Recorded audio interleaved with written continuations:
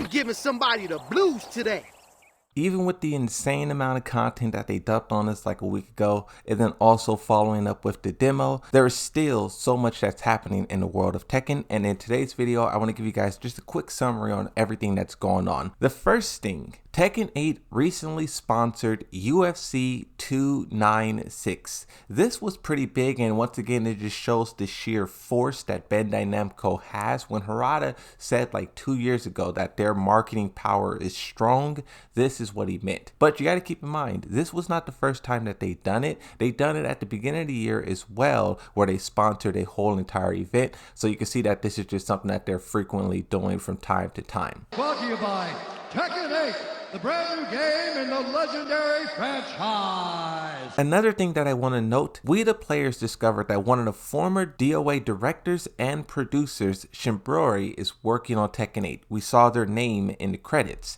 A couple of days later, they came out and said, I was originally planning to keep quiet until the release date, but since it's already released, the company gave me the okay. I changed my profile picture currently, and I'm supporting the development of Tekken 8 in various ways. I can't talk about the details, but I hope to talk about it someday. So this is pretty interesting. Even though Tekken 8 revealed a lot, there is still so much more coming down the road. I won't spoil anything, but you have that leak from about a month ago that still hasn't been officially revealed yet. And then you also have rumors starting to bubble about a 30th anniversary reveal. And then you also have a rumored DLC revealed at Tekken World Tour Finals, and now you have whatever this is as well. So you can see that there's a lot coming, even though the game is a month away.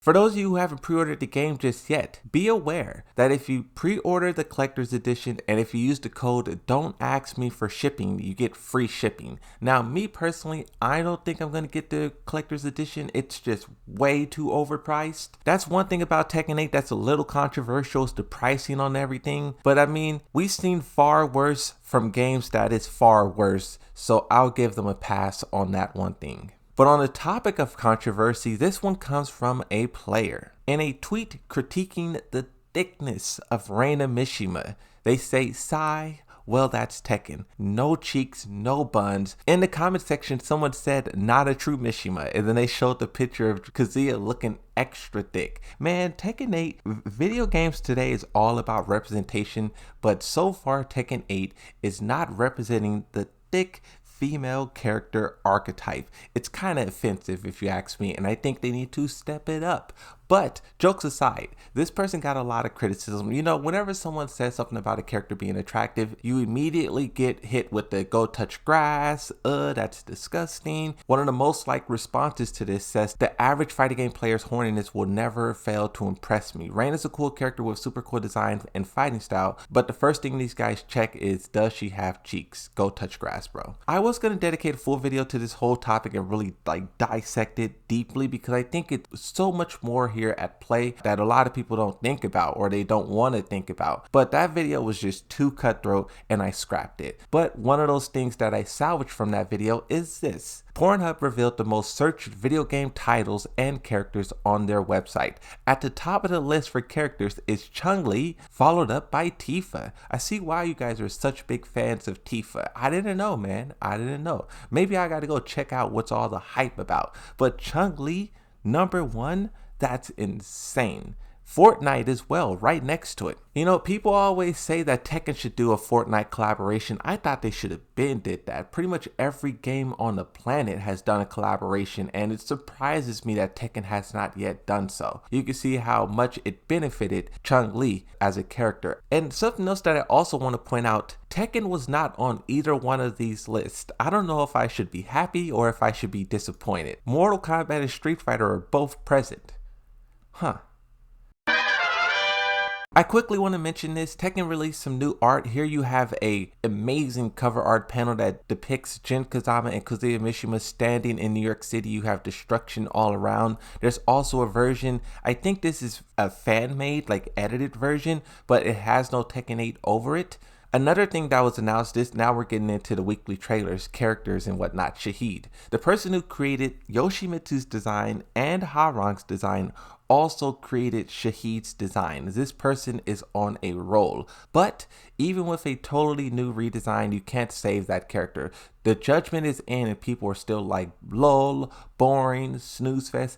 I didn't even do a character breakdown. But also on the topic of this artist, not only did they create the outfit for Yoshimitsu in Tekken 8, but also the outfit of Yoshimitsu in Soul Calibur and Street Fighters. These are the 4 things this person confirmed on their Twitter just recently. While we're on the topic of Shahid, here's some information from Harada. It says apparently Shahid and Josie generated strong local reactions when they were announced in Tekken 7 according to Harada. When we released Shahid, it was also featured in newspapers in 4 Middle Eastern countries. That's massive. When Josie was released, there was a TV news in Philippines, I think ABC News, around 7 p.m. That's cool to see the characters getting love in the home region where they come from, but for Josie, it doesn't seem like it was enough love. Whether or not she shows up as DLC, only time will tell. The conversation around DLC characters is kicking up because I think a lot of people are realizing that the first one is coming oh so rapidly. And once the first one hits,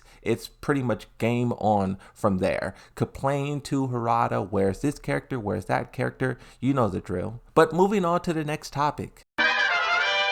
As you guys know, the demo went out for PlayStation, but I believe once this video goes up, Xbox and Steam will be able to play it as well. But just from the PlayStation side alone, there was a few things that was discovered. First off, this one isn't really a fault of the demo, but more so the gameplay. I told you guys, the way you enter heat and exit heat is broken. And here's an example of that. Team Spooky has a clip here on Twitter where basically they show a bug where Kazuya is invincible. At the height of him activating his burst, Nina cannot attack him. I just knew there was going to be some issues that arose from this. Just knowing that the heat is a button that you can press that temporarily freezes time, I knew that was going to be problematic because even Rage Arts, the character is still moving. Yes, slower, but they're still moving. Heat, it completely stops everything, and that in itself is just OP because we never seen something like that in Tekken ever. Now we did get a response from Michael Murray. The original response that started this thread that leads to Murray, we can't see because it's deleted. But Team Spooky says, so this is intended. I was unsure, but now you have confirmed. Michael Murray says, it's specs you can cancel. That said, we continually balance the game, so not sure if the latest properties though. So not sure if that's the latest properties though. I've been on business trips for the past 3 weeks, so need to catch up with the latest status.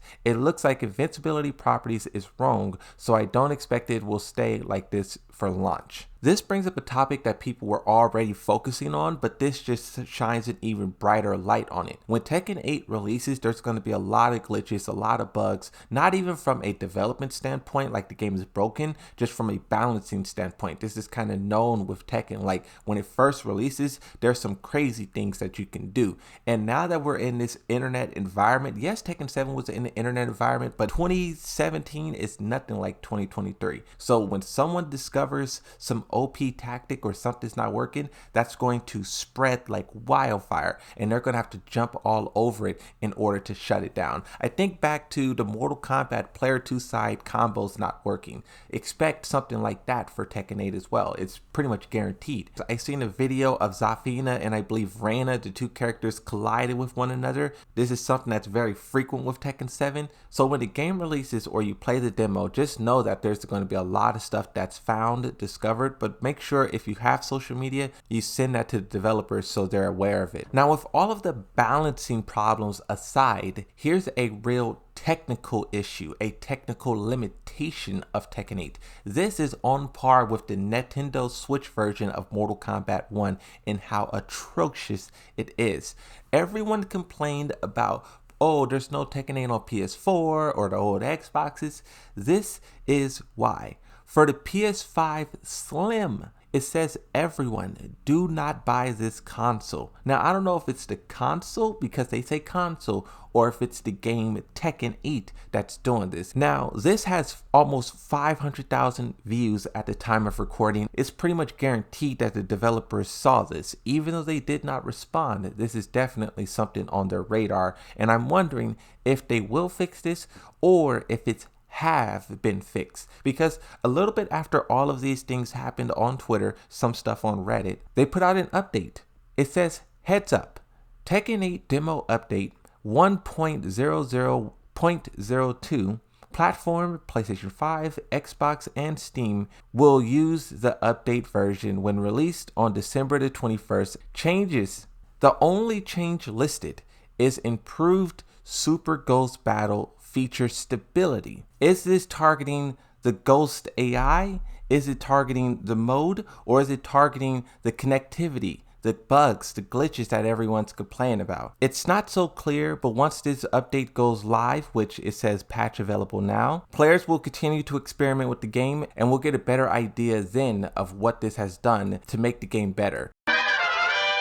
Someone asked Harada, I have a question. Are there any plans for Tekken 8 to have guest characters from Street Fighter, KOF, Virtua Fighter, Final Fantasy, G.I. Joe, Transformers, Thomas the Tank Engine, and Gintama, like in previous games? It started off like a normal Tekken fan with the Street Fighter, Virtua Fighter, and then Thomas the Tank Engine, complete madness. This is why the guest character conversation is just ridiculous, bro. Harada responds and says, do you think I can answer these questions? Harada gives this person the most convoluted response ever. When people ask Harada these questions, is this the response that they're looking for? You know, Harada's like, what am I supposed to say to a question like that? Bring back Lydia for Tekken 8. You know what happens when you ask Harada for things, right? Yeah. Don't ask me for shit. Hey!